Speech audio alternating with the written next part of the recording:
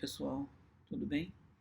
Eu vou falar um pouquinho sobre encapsulamento e microserviços. Esse aqui é o terceiro e último dessa trilogia onde eu falei sobre polimorfismo, encapsulamento e herança. Tá? Eu vou deixar o link dos três aqui embaixo para vocês.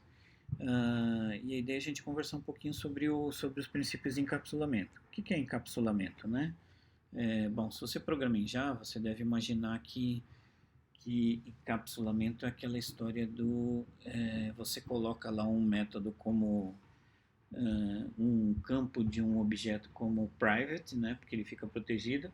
Aí você vai lá dentro do Eclipse e dá um generate getters and setters, né? E daí você já falou assim, aí na sua cabeça já vem, puxa vida, tá lá, implementei. Acabei de implementar o encapsulamento, o meu objeto está totalmente protegido. Negativo, não está. E não é isso que significa fazer encapsulamento. Na verdade, pensa no encapsulamento assim, tem alguns exemplos de encapsulamento, né? Os princípios do encapsulamento vem lá atrás de orientação para objetos, se você observar, por exemplo, como funciona o organismo do ser humano, né? Então, por exemplo, o ser humano é formado por células, né?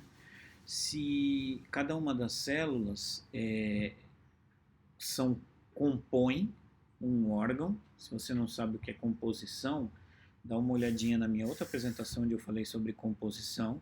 Então, as células compõem um órgão e os órgãos compõem o ser, a criatura. Antigamente a gente acreditava que se você pudesse garantir que cada célula funciona de uma maneira absolutamente íntegra, você conseguiria garantir que o órgão funciona de uma maneira íntegra também e, portanto, o ser humano nunca ficaria doente. A gente já sabe que isso efetivamente não é verdadeiro, mas tem um certo fundamento tudo que a gente está discutindo, ou seja, o que a gente está discutindo aqui é que, na verdade, você tem que tentar manter a integridade da menor unidade que você tiver dentro do seu mundo de programação, para que as outras unidades que estão mais externas a esse mundo consigam também se beneficiar daquela integridade do objeto mais interno e, consequentemente, as próximas camadas também consigam cada vez mais aproveitar dessa integridade. Um outro exemplo que a gente pode mostrar e falar para vocês sobre o encapsulamento como funcionavam, por exemplo, como funcionava a vida cotidiana na época do feudalismo, né? Nessa época, as pessoas eram livres, por exemplo, para morar em campos. Se elas quisessem, cada uma delas tinham ali a sua casa e moravam numa área com a sua própria plantação e por aí vai. Só que como havia muita violência na época, o que acontecia?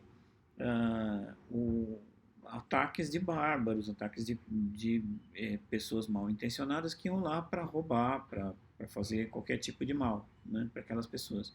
Aí elas começaram a se organizar em feudos, né, em locais centralizados. Normalmente os feudos eram separados eram protegidos por muros, né, muros altos que evitavam que pessoas entrassem, e todos eles moravam dentro daquelas pequenas cidades ali que eram os feudos, e o feudo, para você poder entrar nele, tinha normalmente um fosso ao redor e tinha que passar por uma ponte, então todo mundo se identificava para entrar dentro do feudo.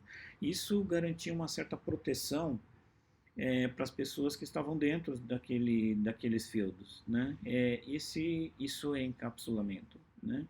Então, quando você coloca um atributo como private, mas por outro lado, vai lá e coloca métodos públicos para getter e setter em qualquer linguagem de programação que você estiver utilizando orientado para objetos, você não está aplicando o princípio do encapsulamento. Para você aplicar o princípio do encapsulamento, você deveria garantir a integridade daquele dado antes de gravar. Então, por exemplo, vamos supor que você criou um campo lá que se chama CPF.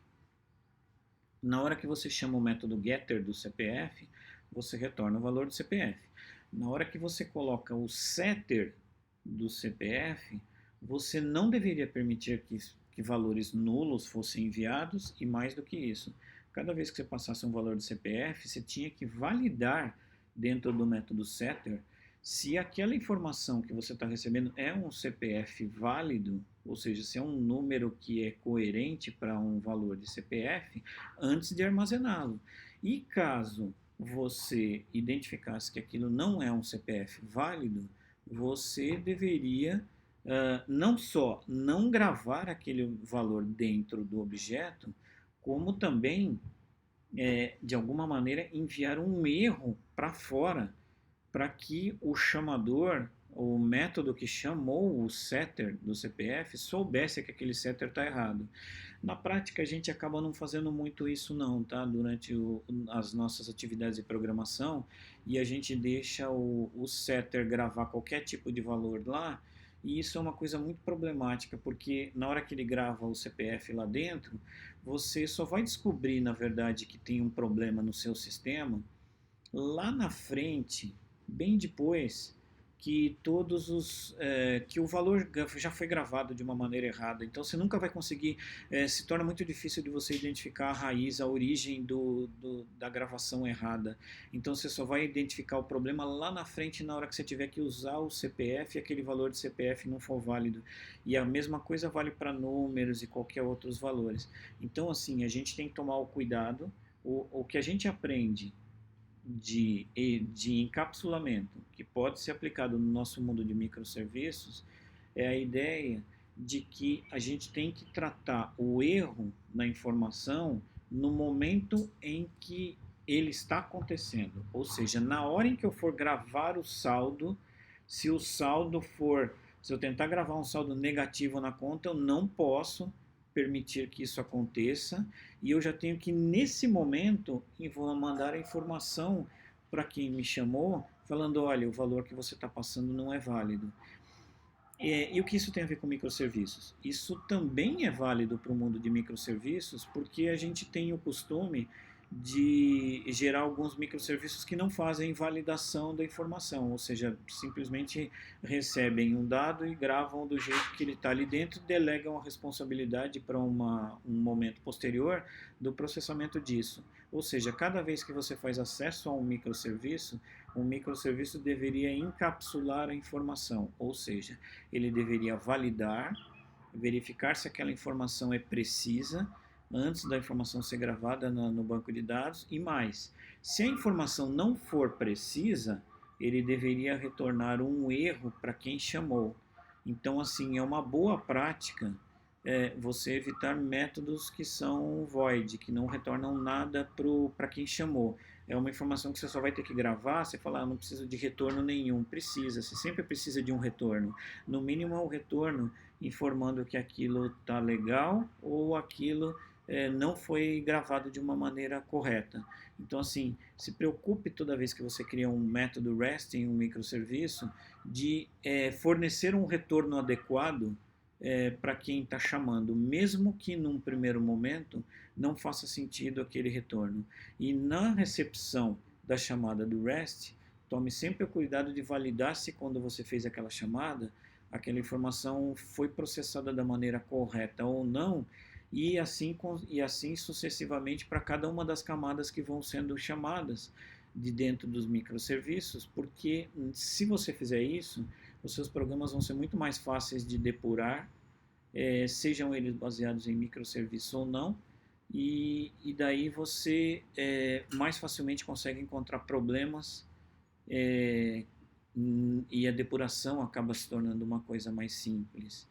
Então, encapsulamento é uma coisa que a gente deveria se preocupar, sim, inclusive no mundo de microserviços. Encapsulamento não é gerar getter e setter, como a gente imagina que seja, né? Encapsulamento é garantir a integridade da informação que está lá dentro. E basicamente é isso. Eu falei numa outra sessão sobre encapsulamento, nessa aqui sobre encapsulamento, falei sobre herança já falei sobre polimorfismo, e aí a gente completa a nossa trilogia, né, de conceitos fundamentais de orientação para objetos aplicados ao mundo de microserviços. Se você gostou, clica no like. Se você acha que isso aqui é muito útil, compartilhe com outras pessoas para que eles possam ver.